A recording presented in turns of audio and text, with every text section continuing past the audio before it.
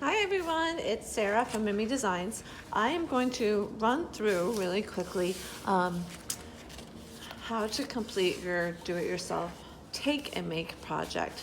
So in your kit, you'll be getting your board and your stencil, all your paints. Your Mod Podge is gonna have the MP on it, so you don't think it's the white paint.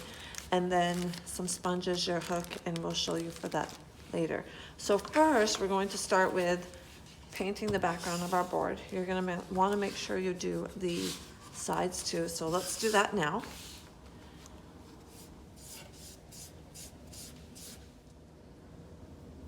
Okay, after your background is all painted, you're going to want to sand it. By sanding it, it's going to do two things. It's going to smooth out any of those little streaky marks that you've made, and it's going to help the stencil stick better. So just give it a light sand just to smooth out anything that might be bumpy or streaky.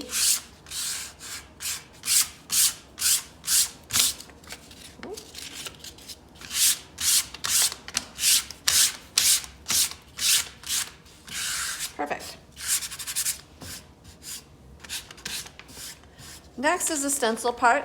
So to peel the stencil, you're going to want to flip it over and you're going to want to take this whole white paper off. As you're peeling the white, you're going to want to make sure any of the little blue pieces are going to stay stuck down.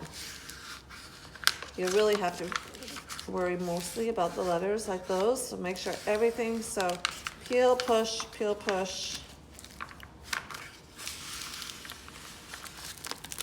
And then you're ready to stick the stencil on the board. So you're going to center the blue right in the middle there, and then you can rub it down. At this point, you can rub it down with your hands. You might want to get like a credit card to smooth it down really well.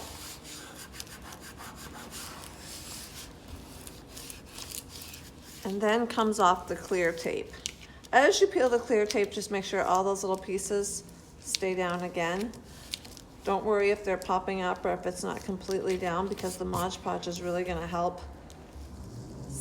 keep those little guys to stay down. And smooth out as you go.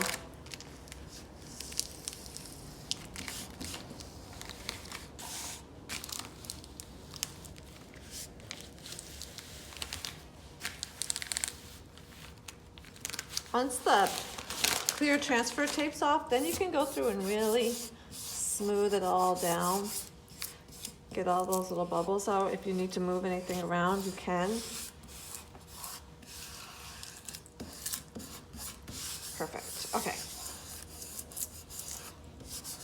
Next step. Grab a sponge, grab your Mod Podge, and you're going to put a light coat, just one coat is all you need for this part, a light coat all over the stencil. Anywhere that's going to get paint is going just to get a light coat of the Mod Podge, so really light coat. Why we do this is to make sure that when we do put the paint, it's not going to bleed under those stencil.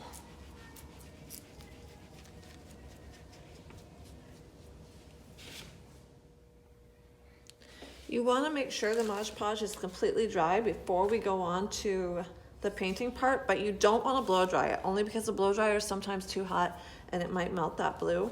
If the edge is like that, you want to be careful as you're Mod Podging and painting, you don't go over that edge, or you can go over the edge and do the sides, and that might make a cute frame too. So that's totally up to you. If you want, you can take this this clear tape, cut it, and also go around the sides with it, just as you're painting, so you don't go over. So that's what I'm going to do right now, just to make sure that we don't go over those sides. So the Mod Podge is dry, so we can get ready to paint. What's going to be really important is you don't want to do heavy coats of paint. You really want to use your paper, is what I use, to dab off. So you'll dip into your paint, and then that's going to be way too heavy to go on the stencil, so you want to get all of it off. When my kids are doing it, I tell them to just get it all off till it's almost dry, and then they can start stenciling. And then you'll just dab up and down. You don't want to swipe it. Swiping it will cause it to go under the stencil and might bleed. So just really light coats, just like this. And you can dab back in, get more, dab on the paper, get it all off, and then keep going. So this is what your first coat's going to look like. It's not going to look beautiful. It might be a little blotchy, but that's what you want just for your first coat. When you get down to these skinnier lines, you can flip it over and put your paint on the skinny side and make sure you dab off, and then you can get inside with the smaller side of the sponge and get those.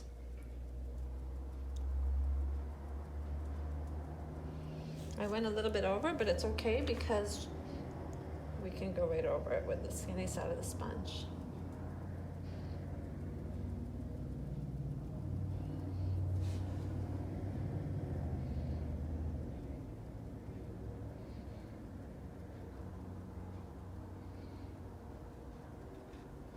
You can also cut these sponges in half too, and those will make them smaller also.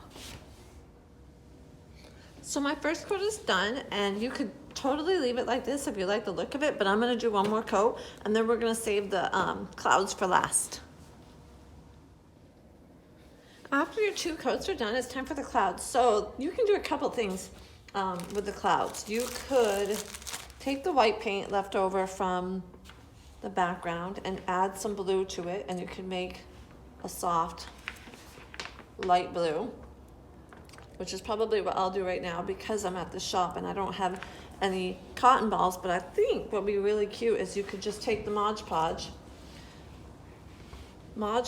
quite, generously, a bunch of Mod Podge, and then you could take cotton balls and spread them apart and just kind of put some cotton balls, and that would give a fun like 3D soft cloud look.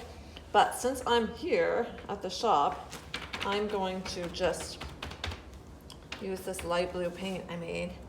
And then clouds are supposed to be like fluffy and bouncy, so you can add some white in there and just make them however you want. There's one. And you don't have to do 2 coats of this. I'm just going to do 1 coat and show you.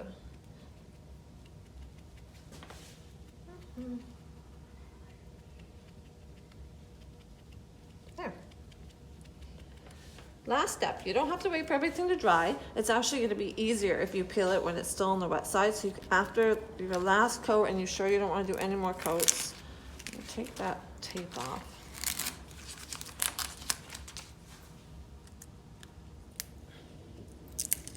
And you can peel your stencil off. You're probably gonna have to go back through and pick out some of the pieces, which, oh look, those all came out. So in the little baggie that you're gonna have, you'll see I have a hook for the back, the sawtooth hanger, but I also have a little safety pin. And I use a safety pin because it won't poke you through the bag, but just pull it out. And then you can just go in and just scoop out all these little insides.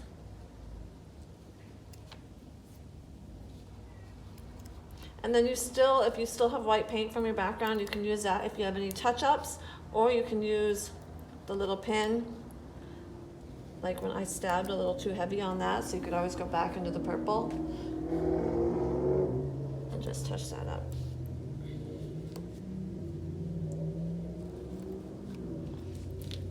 And that's it. There's your cute think happy, be happy, cute sign. When it's dry, then you can go ahead and hammer that in the back. That's it. Thanks, everyone.